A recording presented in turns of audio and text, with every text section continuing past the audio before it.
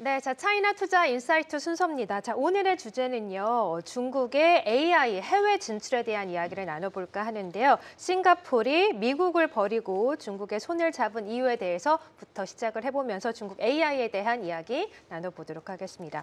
최근에 정말 눈에 띄는 뉴스가 있었는데, 이제 싱가포르에서 국가 AI 프로젝트를 추진하고 있는데, 원래는 이제 그 라마죠? 메타의 라마 버전을 썼었는데 이걸 또 버리고 중국 알리바바 QN을 또 채택했다 이런 소식이 나왔습니다. 그러다 보니까 이제 알리바바를 비롯한 중국 AI가 이제 해외로 글로벌로 확장하는 것 아닌가 하는 또 긍정적인 소식들이 나왔는데 싱가포르의 이러한 결정이 좀 어떤 배경이 있었을까요? 네. 한마디로 가장 큰 이유는 성능이 좋아서겠죠. 언어 처리 능력에 있어서 알리바바가 뚜렷한 차이가 있기 때문입니다. 사실 이게 그 전에도 알리바바 AI 빅모델이 해외 수출, 해외 진출을 한 여러 가지 사례가 있는데 이 싱가포르 사례가 유독 큰 주목을 받은 이유가 요거는 기업 대 기업이 아니라 기업 대 정부입니다. 싱가포르의 요 AI 빅모델 프로젝트는 국가급 프로젝트라서 싱가포르 정부의 인증을 받으면 동남아 시장은 이제 시간 문제라고 보면 됩니다. 근데 2023년부터 싱가포르 정부에서 이 국가급 AI 프로젝트를 하기 시작했는데 한 2년 정도 해보니까 결과적으로 그 메타의 라마라는 오픈 소스가 동남아의 국가는 10개지만 언어가 워낙 다양하잖아요. 맞아요. 그중에서 뭐 인도네시아, 태국어, 말레이시아 제가 알기로는 10개국의 크고 작은 언어를 다 합치면 수백 개가 있는 걸. 그렇죠. 근데 요 메타의 라마 오픈 소스 모델을 사용했을 때 기본적인 인도네시아어, 태국어, 말레이시아어뿐만 아니라 그 다양한 언어의 처리 능력이 너무 결과적으로 부진하다. 아무래도 미국 기반이라서 그런 거 아닐까요? 네, 그리고 요 알리바바의 Q1이라는 AI 빅모델이 특징 중 하나가 처음부터 개발할 때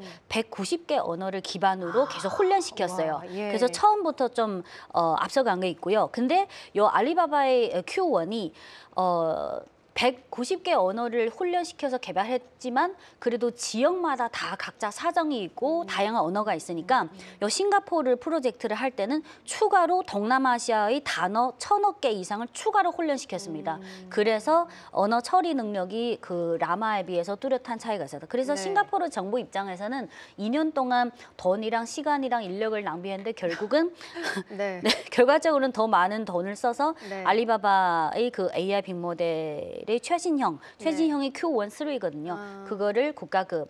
그래서 이게 그날 11월 25일에 나온 건데 그날 알리바바 주가도 좀 올랐거든요. 그렇군요. 그러니까 언어적 차이 때문이 아니라 아무래도 이제 메타는 미국 기반의 회사고 알리바바는 또 아시아 기반의 회사다 보니까 언어적인 처리 측면에서도 좀 그 부분을 신경 써서 알리바바도 만들었지 않을까 그리고 제가 알기로는 Q1이 지금 중국 국내에서도 인기인데 처음부터 개발했을 때 단순히 한국어도 당연히 되는 거죠? 190개 언어. 처음부터 개발했을 때 중국 국내 시장만 타깃으로 한 게 아니라 처음부터 나는 뭐 영어는 기본이고 아주 아랍, 중동 그쪽도 아주 다양하게 언어가 이제 처음부터 중국 국내 플러스 해외 진출을 염두에 두고 개발한 걸로 알고 있습니다. 그래서 이제 알리바바를 이제 프로젝트에 싱가포르이 채택을 했다는 말씀이신데, 근데 최근에 이런 알리바바를 비롯한 중국 AI 기업들의 해외 진출 사례가 많이 나오고 있지 않습니까? 뭐 딥시크도 그렇고 알리바바 QN도 그렇고, 뭐 얼마 전에 이제 문샷 AI에서 개발한 이제 뭐였죠? 키미. 키미도 이제 해외에서 아주 다양하게 사용되고 있다고 하던데 뭐 실리콘밸리를 비롯해서 해외 진출 사례 어떤 것들이 있나요? 한 3개 정도 들면 방금 말씀하신 키미는 중국이 대기업이 아니라 2023 스타트업이 만든 거라서 더 인기를 끌었는데요. 주목을 받았는데요. 이 해외 진출이라는 거는 오픈소스가 아니라 유료로 돈을 받고 하는 겁니다. 근데 화면을 보시면 이게 키미에 대한 미국의 그 실리콘밸리의 그 소셜 캐피털이라는 유명한 벤처 투자 기업. 이게 그 회사의 창업자인데 10월에 이 회사에서 본격적으로 근데 키미 여러 가지 버전인데 키미 K2, 키미 K2를 유료로 쓰기 시작했어요. 근데 이 회사는 키미 K2를 쓰기 전에 이미 그 오픈 AI도 쓰고 그리고 앤스록픽도 있잖아요. 근데 오픈 AI를 비롯해서 미국의 몇 개를 쓰기 시작했는데 쓰다 보니까 결국은 키미 K2로 가장 그 비중을 늘렸어요.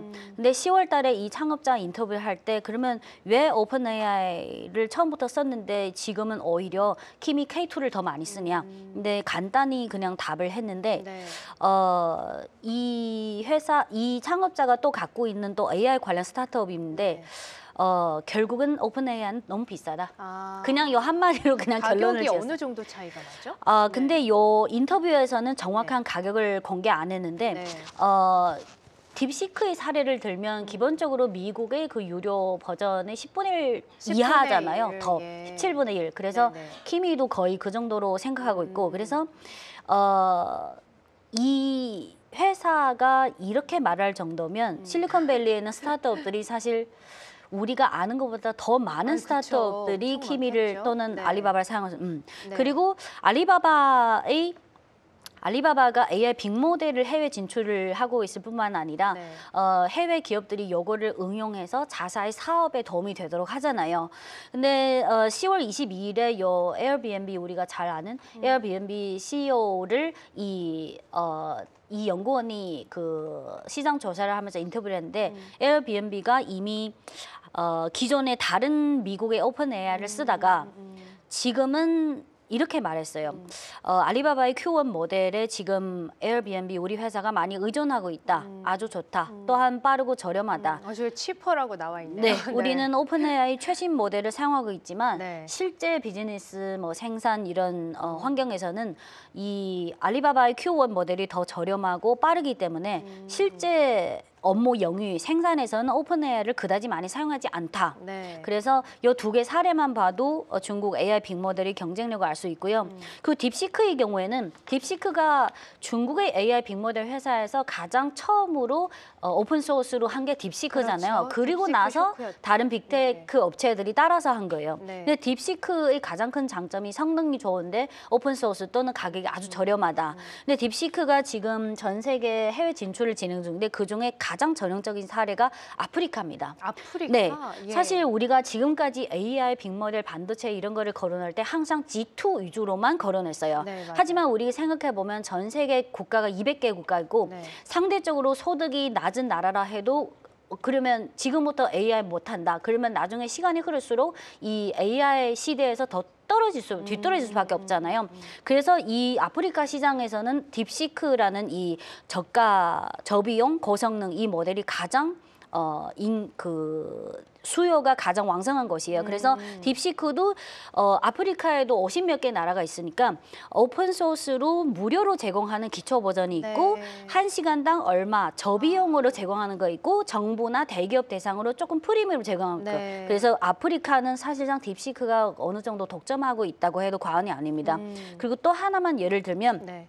우리가 틱톡 있잖아요. 틱톡? 네, 예. 바이트댄스가 중국 국내에서 운영하고 있는 틱톡은抖音이라는 중국 국내 버전이고 네네. 해외 버전은 틱톡이라는 영문명을 쓰잖아요. 네네. 그것처럼 바이트댄스가 AI 빅모델을 만들었는데 국내 버전은 떠오바오라고 합니다. 중국 국내 버전. 떠오바오. 근데 마찬가지로抖音이랑 틱톡의 이런 국내 해외 차별화처럼 국내는 떠오바오, 해외는 CICI 요거를 해서 해외 진출용으로 많이 사용되고 있거든요. 그래서 요것도 마찬가지로 아까 그 딥시크랑 비슷한 컨셉인데 경량화된 조금 저비용인 AI 빅모델. 그래서 이런 빅모델은 대체로 동남아, 멕시코, 영국 요 세 시장이 지금 우선적으로 진출해 있는 시장입니다. 네. 그러니까 한마디로 뭐 알리바바든 딥시크든 이제 미국의 AI 모델에 비해서 가성비가 좋으니까 많이 쓰고 있는 네. 거네요. 경쟁력도 있고 가격도 싼데 그만큼 성능은 좋으니까 알리바바든 딥시크든 쓰고 있는 건데 지금 뭐 어디를 보더라도 중국의 AI 혁명에 대해서 좀 굉장히 이슈가 많이 되고 있어요. 뭐 알리바바, Q&, 뭐 문샷, 네. 키미, 뭐 딥시크. 오늘은 또 딥시크가 GPT-5급의 신형 모델 네. 두 버전을 공개를 하기도 했는데 도대체 이런 중국의 AI 모델의 경쟁력이 어디서 나오는지 너무 궁금해요. 네. 인재에서 그쵸, 나오지 인재죠. 않을까요? 많이 데려가시죠? 일단은 네, 전 세계에서. 네. 일단은 네. 전 세계 AI와 관련된 핵심 인력이든 일반적인 수준의 그걸 인력이든 어떻게 아시나요? 인재분들을? 네. 근데 저희 세대는 네. AI 시대가 아니라서 네. 그렇지만 저희 조카 같은 경우는 지금은 초, 중, 고 다 있거든요. 유치원부터 AI 교육을 시킨다고 하던데요, 중국에서는. 네. 이게 중국이 지금 추구하는 것이 두 가지잖아. 하나는 제조업에서 GDP에서 제조업이 가장 근간이니까 네. 제조업을 중국 경제의 근본, 기반으로 삼는 핵심적인 이 방향성에는 변화가 없다. 두 번째는 제조업이 전통 제조업이 있고 혁신 첨단 제조업인데 그렇죠. 이거를 장기적으로 경쟁력을 글로벌에서 절대적인 경쟁력을 유지하려면 제조업이랑 AI 플러스 요거를 접목해서 절대적인 경쟁력을 키워야 되죠. 근데 아까 말씀하신 것처럼 지금 중국 전체 글로벌 AI 핵심 인력 중에서 반은 중국인이잖아요. 사실 이런 농담이 있잖아요. 중국과 미국의 AI 경쟁은 미국에 있는 중국인이랑 중국에 있는 중국인이 경쟁하는 것 같다. 이런 구도다. 또는 미국에 있는 중국계 플러스 중국인 대 중국에 있는 중국인. 네. 근데 기본적으로 중국인 대 중국인 대결이네요. 그러면. 네, 지금 그 일론 머스크 그 산하의 AI 그 팀 인력도 그렇고 메타도 그렇고 마이크로소프트 그렇고 항상 그 캡처된 사진을 보면 거의 반이 동양 얼굴이잖아요. 딱 그리고 그거 거기에 들어가서 핵심 인력들이 이력을 찾아보면 거의 다 중국에서 공부 엄청 잘하고 중국에서 명문대 나오고 미국으로 네. 그래서 저희 생각은 중국이 지금 G2 간의 AI 경쟁에 있어서 각자 다 강점이 있긴 하지만 장기적으로 중국의 AI 경쟁력이 더 절대적으로 길게 갈 수 있다고 보는 이유는 첫 번째는 아무래도 딥시크를 비롯해서 오픈소스. 그러면 중국뿐만 아니라 더 200개국 중에서 150개국이 개발 도상국이거든요. 좀 더 가성비 좋은 가격으로 자국의 AI 사업을 발전할 수 있다.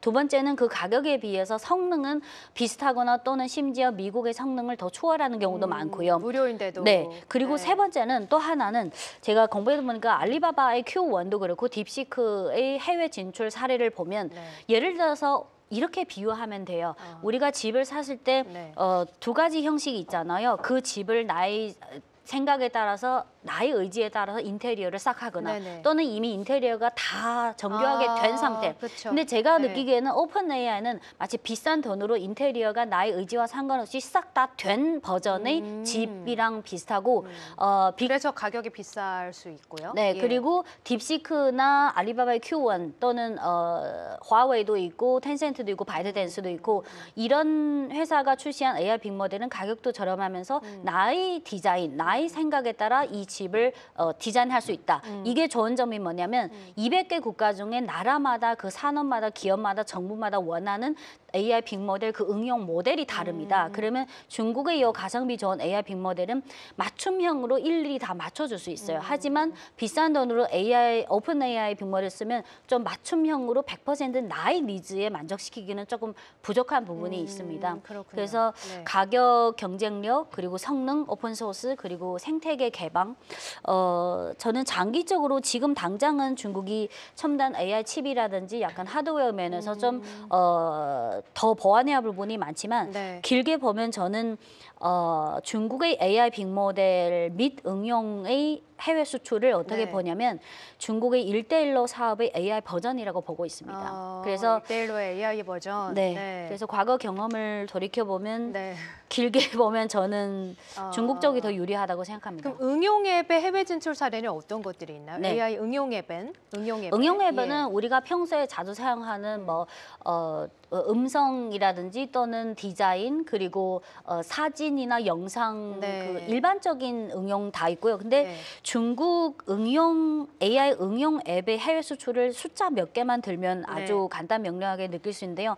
올해 상반기 기준으로 중국의 AI 응용 해외 매출은 85억 달러인데 전년 동기 대비 150% 급증했습니다. 85억 달러면 느낌이 안 올 수 있는데요. 85억 달러를 일별로 하면 매일 4,700만 달러가 입금하는 걸로 생각하시면 됩니다. 그래서 지금 연간 150% 이상의 성장률을 보이고 있다. 그리고 지금 해외 진출한 지역이 우리가 얼핏 생각하기에는 중국의 AI 빅모델이나 응용 앱이 가성비가 좋으니까 유료로 제가 말씀드린 건 유료예요. 유료로 하면 그러면 소득 수준이 좀 낮은 동남아나 개발도상국 쪽이 많지 않냐. 근데 데이터를 보면 올해 상반기 기준으로 중국의 AI 응용 앱의 지역 분포를 보면 요거는 양적으로 북미 40%, 유럽 25%, 동남아 20%, 중동 및 기타가 15% 아직 예. 아주 골고루 분포돼 있고요. 요거는 양적으로 그리고 금액적으로 봐도 대체로 미국, 유럽, 동남아, 중동 및 다른 발전도상국 좀 골고루 안 읽어주셔도 돼요. 네. 네. 그리고 지금 상반기 기준으로 중국 AI 응용 앱의 해외 월간 활성 사용자 수가 5억을 돌파했는데요. 이것도 전년 연간 한 80% 성장하고 있습니다. 네, 그렇군요. 어쨌든 뭐 금액적으로도 양적으로도 중국의 AI 그리고 AI 응용 앱의 해외 진출 사례가 갈수록 늘고 있다는 건데 지금 채팅창에서도 뭐 테크 형님이 보고 싶다는 의견도 또 많으시고. 근데 좀 재밌는 게 이제 여의도 제티라는 닉네임을 가지신 분이 댓글을 달아주셨잖아요. 바로 그분이 박준석 파트너님이라고 하시더라고요. 그러시구나. 네. 그래서 지금 제가 화면에 띄워둔 스캔 함께 잠깐만 좀 보시면은 이제 그 댓글을 달린 게 이제 알리바바가 출시한 AI도 진짜 어마어마하다라고 했는데 이 알리바바가 Z 이미지, G 이미지 어떻게 읽는지 모르겠어요. 이런 또 새로운 이런 60억 매개 변수를 바탕으로 한 Z 이미지를 또 출시를 했다고 하네요. 그래서 이 부분까지 이번 중계를 좀 해드려야 되는 거 아닌가라는 생각이 드네요. 지금 또 함께 방송을 해주고 계신 박준석 여의도 제트님이신데 근데 제가 좀 여기서 좀 예민한 질문을 드리고 싶은 게 사실 알리바바든 딥시크든 이런 모델들이 전 세계적으로 크게 인기를 끌고 있지 않습니까? 근데 저도 이제 써보지는 않았고 건너 들었을 때 알리바바나 이런 이제 중국 모델에 뭐 시진핑이라던가 중국 관련 이야기를 물었을 때 약간 좀 피하는 경향도 있고 예민한 질문에 대답을 좀 안 하는 그런 경향이 있다고 하더라고. 실제로 그래요? 맞습니다. 좀 정치랑 관련된 답을 안 해줄 때가 있는데요. 근데 이거는 저는 별거 아니라고 생각하는 게 그래요? 예를 들어서 미국산 AI 빅모델에 미국에게 있어서 좀 민감한 질문을 해도 사실 원하는 답을 얻지 못하는 경우가 많습니다.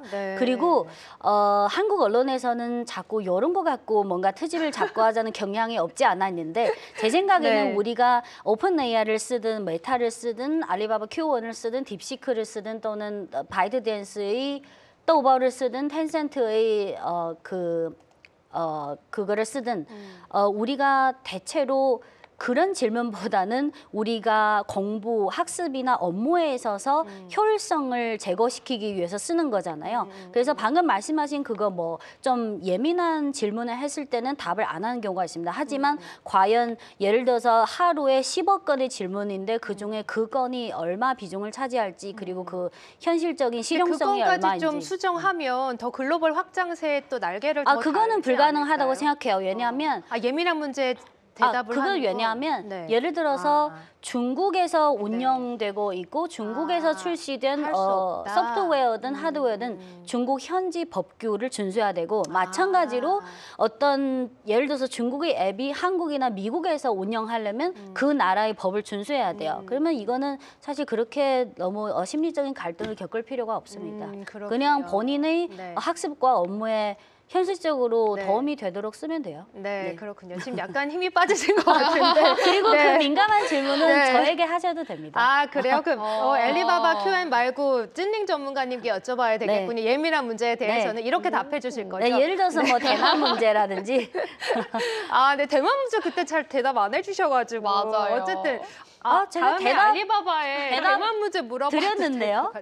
제가 대답해 드렸는데요. 네, 알겠습니다. 네, 어쨌든 이제 이런 좀 이슈가 있어가지고 말씀을 드렸는데 이 부분에 대해서는 또 중국에서 만든 AI 앱이기 때문에 중국 법규를 따라야 해서 이 부분은 어쩔 수가 없다. 좀 아쉬운 점이 있긴 하지만 그 부분은 찐린 전문가님께 다이렉트리 여쭤보는 걸로 하고 그러면은 앞으로 찐린 전문가님이 이제 이런 AI 경쟁에서 미국과 중국의 승자 과연 누가 될 거라고 답정너일 것 같긴 하지만 저는 지금 당장은 아직은 하드웨어든 소프트웨어든 G2 간의 경쟁이 뭐 1년이든 2년 뒤는 한동안 치열하게 진행될 것으로 보고요. 하지만 앞서 말씀드린 것처럼 저는 AI가 물론 특별한 존재이긴 하지만 결국은 중국 1대1로 사업의 과거 경험을 살릴 수밖에 없고 결과적으로도 예를 들어서 미국이 개발한 똑같은 오픈 AI 그리고 가격이 딥시크나 알리바바 Q1의 10배 이상이다. 그리고 성능 비슷하다. 심지어 중국 거 성능이 더 좋다.